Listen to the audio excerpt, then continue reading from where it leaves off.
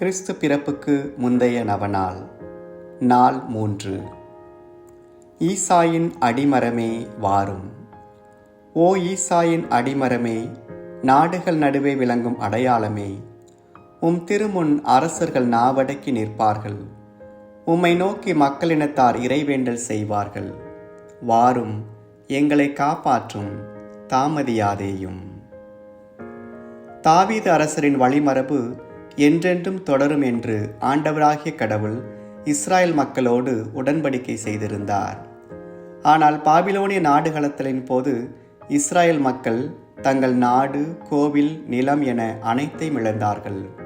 தாவீதின் மரம் பட்டுப்போனது என்று அவர் நினைத்த போது அடிமரத்திலிருந்து தளிர் வரும் என்று இறைவாக்கினர் எசாயா வழியாக மொழிகிறார் ஆண்டவராகிய கடவுள்.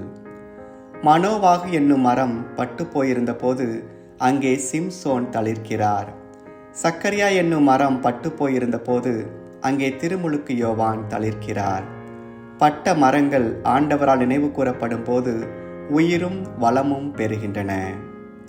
சகோதரனே, சகோதரியே, இன்று உன் வாழ்வு உயிரற்றதாக இருப்பதாக உணர்கிறாயா?